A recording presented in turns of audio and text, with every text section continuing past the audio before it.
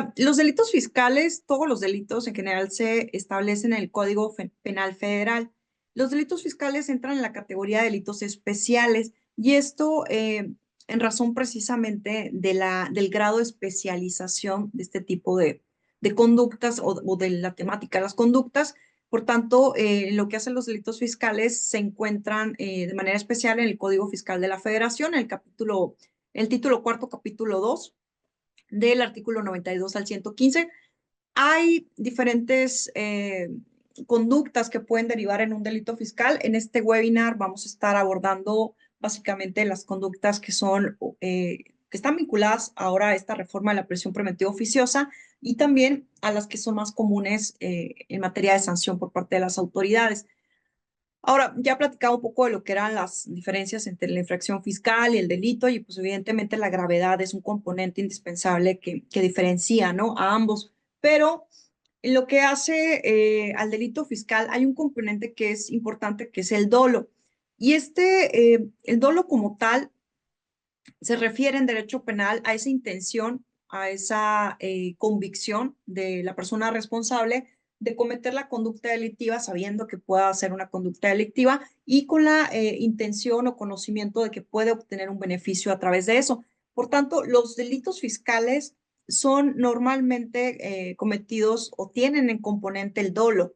Es muy raro que haya un delito fiscal. Los delitos fiscales más comunes: el contrabando, que tiene muchísimos supuestos; la defraudación fiscal; la falsificación de facturas, y lo integro aquí con la misma conceptualización que lo trae el artículo 19, ¿no?, de la Constitución. Y hay distintos delitos que van vinculados a los movimientos en el Registro Federal de Contribuyentes: la omisión en la inscripción del Registro Federal de Contribuyentes, y todavía más grave, la desaparición o falta de localización del contribuyente una vez iniciadas las facultades de comprobación sin el aviso, ¿no?, de cambio de domicilio. En delitos fiscales, la víctima u ofendido es la Secretaría de Hacienda y Crédito Público, y esta es la autoridad que tiene la facultad de presentar la querella y iniciar con eso, impulsar ya una investigación por parte de la Fiscalía en este caso.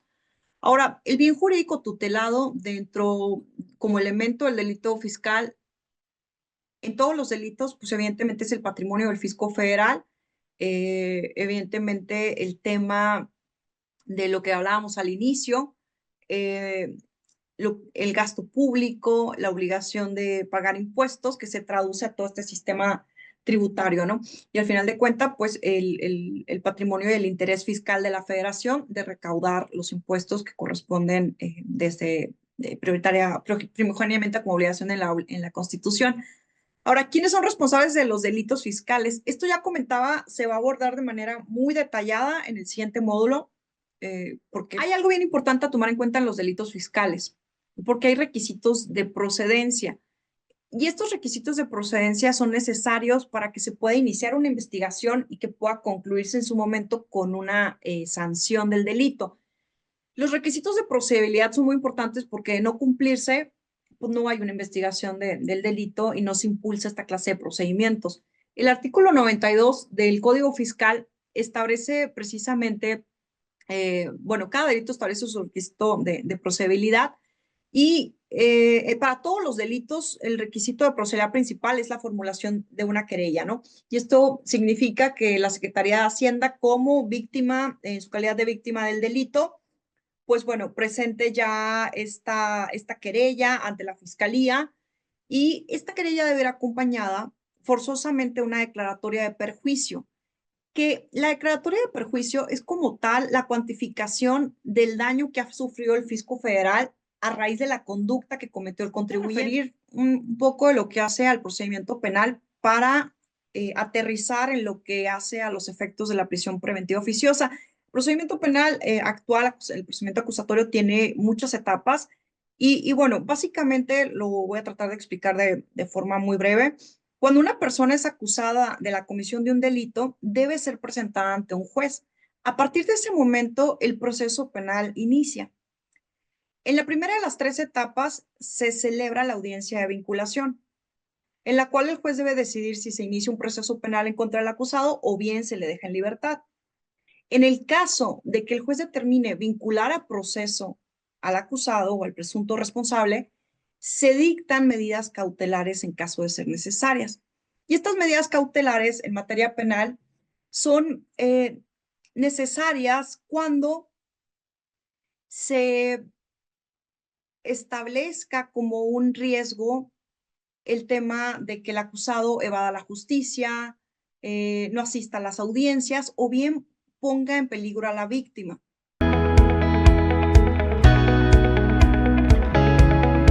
Son las autoridades que pueden desde investigar, comprobar y sancionar un delito. En principio, la Procuraduría Fiscal de la Federación, la Fiscalía General de la República, que es quien hace las labores de investigación, el Servicio de Administración Tributaria y precisamente ya en último orden, el juez. Tenemos dos clases de facultades dentro de las facultades que pueden detonar la configuración de un delito fiscal. Uno son las facultades de gestión, que entran aquí aquellas facultades de control y vigilancia profunda, como son cartas invitación, requerimientos de información y programas de vigilancia profunda, donde hay una citación al contribuyente a las oficinas de las autoridades. Y por otra parte, las facultades de comprobación, que ya tienen como objetivo el comprobar y también sancionar si se detectan conductas de infracción a la normatividad fiscal y aduanera. Y aquí entran las autoridades electrónicas, la revisión de gabinete y las visitas domiciliarias. 2014 se implementó precisamente, se integró al sistema la facultad de las autoridades electrónicas como herramienta de verificación, que son procedimientos muy abreviados de revisión y que todos estos tienen como efecto el poder detectar, comprobar una conducta de incumplimiento a las normas fiscales o aduaneras y por tanto que pueda configurarse la comisión de un delito fiscal. En la visita domiciliaria, como procedimiento tradicional, sabemos que es un procedimiento que se lleva en el domicilio fiscal del contribuyente y eso es el componente que lo diferencia precisamente de la revisión de gabinete, que es una revisión de escritorio que se lleva en las oficinas de la autoridad. Aquí propiamente tener en cuenta algo. En el procedimiento de visita domiciliaria, sí, es de comercio exterior y si dentro del procedimiento se tiene en el objeto de la orden la revisión de mercancías de procedencia extranjera que se encuentren dentro del domicilio fiscal del contribuyente, aquí, desde la notificación de la orden que se realiza a través del acta parcial de inicio, y esta acta parcial de inicio tiene las veces de acta de notificación y a su vez es el inicio ya como tal del procedimiento, lo que significa que desde ese momento la autoridad estará solicitando información y el contribuyente obligado a presentarla. Aquí también, si se tiene dentro de ese objeto la revisión de mercancías y en su momento, a raíz de esto, los visitadores realizaron un recorrido físico por el inmueble o las oficinas de del contribuyente, inventariando todas aquellas mercancías que tuvieran o fueran presumibles de procedencia extranjera. Nos solicitarán acreditar la legal estancia o tenencia. Si no tenemos la información en ese momento, como sabemos, se estará levantando el procedimiento administrativo en materia aduanera que se lleva de manera independiente a la visita domiciliaria en términos del 155 de la ley aduanera y inician estos dos procedimientos, ¿no? Pero ojo, ¿qué está sucediendo en la práctica? Cuando se inicia este procedimiento administrativo en materia aduanera, como saben, dentro de lo establecido en el artículo 150 de la ley aduanera, se tienen 10 días para presentar pruebas y alegatos. Sin embargo, en la práctica, lo que hemos visto es que la autoridad, desde que levanta el acta de PAMA, ordena la suspensión del padrón de importadores. ¿Y qué sucede como consecuencia? Ordena la tiene etapas muy similares a la visita domiciliaria, la duración es la misma, cambian un poco la conceptualización de las actas, porque aquí como tal no son actas que se levantan dentro del domicilio del contribuyente, sino son oficios, y esto se notifica nuevamente en la revisión de gabinete, se puede notificar en el domicilio del contribuyente, pero también no se lleva a cabo en el domicilio del contribuyente, la información se requiere de las oficinas de la autoridad y se presenta ante las oficinas de la autoridad, haciéndolo una revisión de escritorio. Los plazos, como comento, son los mismos. Los momentos en los que causaría la probable comisión de un delito fiscal sería esta resolución definitiva. Vemos que los procedimientos tradicionales tienen una duración de por lo menos 18 meses desde el inicio hasta ya tener una determinación de la situación fiscal del contribuyente y decidir si incurrió en incumplimiento de las obligaciones o no. En contraste a estos procedimientos están las revisiones electrónicas. Las revisiones electrónicas, aquí es importante tener en cuenta que la duración mínima son de 15 días y esto es donde tenemos que tener la visión actualmente para las empresas CIMEX en cuanto hace a la revisión que ya la autoridad está realizando de nuestro control de inventarios a raíz de que hemos ya dado acceso como parte del cumplimiento de la obligación del apartado C del anexo 24. ¿Por qué? Porque hablábamos que al inicio de un procedimiento de fiscalización como visita domiciliaria, desde el inicio o momento de la notificación se empieza a solicitar por parte de la autoridad información, se solicita, entre otros documentos de información, el reporte de descargos de anexo 24, y a partir de eso, la autoridad va analizando en esos 12 meses la información, va determinando si hay observaciones, nos comunica las observaciones y en esos momentos todavía tenemos oportunidad de, bueno, el poder construir, el poder soportar de mejor manera nuestros controles de inventarios para evitar llegar a una determinación de crédito fiscal, que eso, pues bueno, en la práctica es 100% viable. Sin embargo, en las revisiones electrónicas, la primera notificación ya será las observaciones. Quiere decir que ahorita, si la autoridad está revisando nuestro control de inventarios, ya tiene una presunción de crédito fiscal. Y esa presunción dice que, derivado de la consulta al anexo 24 del contribuyente, se detectó que hay 3,000 operaciones sin acreditarse un retorno dentro de los plazos correspondientes, lo que nos da como resultado un crédito fiscal de 1,000 millones, ¿no? Por decirlo así. Y esa observación que en una visita domiciliaria tardaría en llegar 12 meses, aquí va a llegar de manera inmediata a buzón tributario y tendremos solo 15 días para presentar pruebas y alegatos. En la práctica, puede ser que estos 15 días no sean suficientes para revisar un control de inventario de 2 o 3 ejercicios fiscales o peor, de 5 ejercicios. Y evidentemente, pues bueno, aquí el tema de las consecuencias son todavía mucho más trascendentes porque habría poco momento para reaccionar. Ahora, evidentemente, una vez recibida esta primera notificación, la primera notificación no será una orden de visita, no será una orden de revisión, serán las observaciones que se llama preliquidación. Se tienen 15 días para presentar pruebas y alegatos. Si el contribuyente acredita o desvirtúa las observaciones, pues estará emitido resolución que no, sin crédito fiscal. Pero si el contribuyente no desvirtúa esas observaciones, esa preliquidación se volverá definitiva y ya tendríamos la determinación de un crédito fiscal que podrá ser exigible de pago, ¿no? Ahora, claro, también hay otros plazos que puedan agregarse, pero en general, este procedimiento tendríamos una resolución en 40 días aproximadamente y es un procedimiento muy abreviado que también estaría siendo sustento para poder determinar o presumir una conducta de delito y presentar o formular una querella, ¿no? Entonces, todo esto va relacionado a lo que hemos venido comentando desde el sistema constitucional actual, las condiciones precisamente de las metas, por una parte de recaudación, por otra parte el tema de las acciones estratégicas enfocadas al combate y a la evasión fiscal y el contrabando, y que se van a venir a determinar a través de estos procedimientos de fiscalización. De ahí la importancia de visualizar una correcta atención de procedimientos, no solo llevada o direccionada a no concluir precisamente de los procedimientos de fiscalización, se encuentra, como ya lo saben, el artículo 69 del Código Fiscal, que esto también se adicionó en la reforma estructural del 2014 y que precisamente es una herramienta de comprobación por parte de la autoridad. Voy a referirlo muy rápidamente también para armonizarlo con lo que veníamos comentando en cuanto hace al delito, por una parte, de el uso o efecto que se le da a comprobantes fiscales que amparan operaciones inexistentes y bien, por otra parte, la inclusión que se ha hecho como delito grave que amerita prisión preventiva oficiosa dentro del 19 de la Constitución y que, reitero, en el 19 establece cualquier actividad que se relacione a comprobantes falsos. Hay un tema importante también a tener en cuenta en cuanto hace a estas medidas cautelares que ya se suben a delitos fiscales en el 19 de la Constitución, a la prisión preventiva oficiosa, porque no se establecen montos y queda muy abierto a interpretación del juzgador cuándo se van a aplicar estas medidas.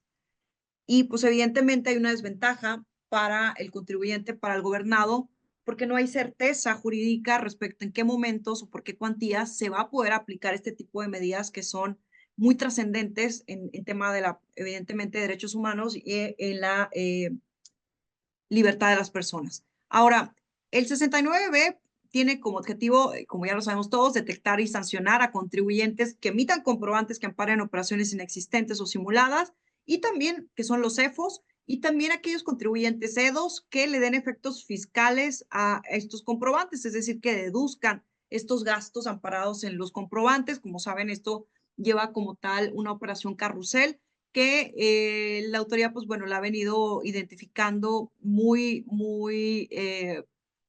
manera, pues muy certera en los casos, porque, pues bueno, al detectar el EFO se detecta inmediatamente todas las demás entidades o empresas contribuyentes que participan en los efectos de la operación.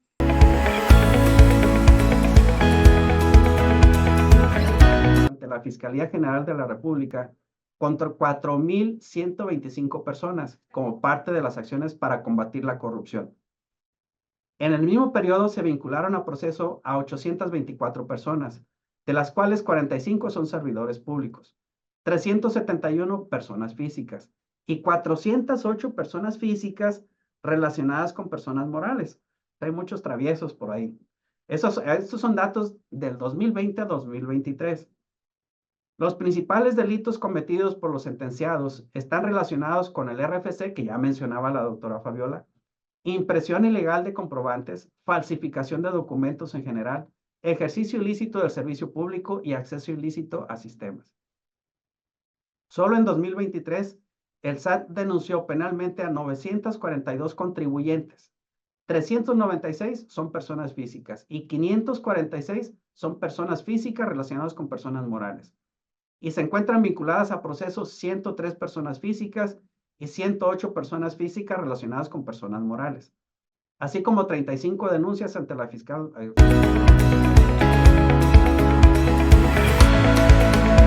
26 del Código Fiscal de la Federación establece los supuestos por los cuales se será o serán parte de una responsabilidad solidaria del contribuyente.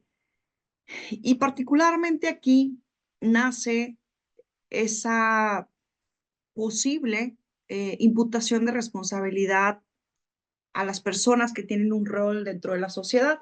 Y hay alrededor de 12 supuestos en el artículo 26 del Código Fiscal, pero particularmente nos interesa el establecido en la fracción décima, que curiosamente esta fracción del artículo 26 del Código Fiscal ha venido teniendo reformas desde 1980 a la fecha. Ha habido alrededor de unas 10 o 12 modificaciones a esta fracción, porque inicialmente se establecía como responsable solidario a cualquier persona que tuviera un rol de responsabilidad o tuviera un carácter de representante legal.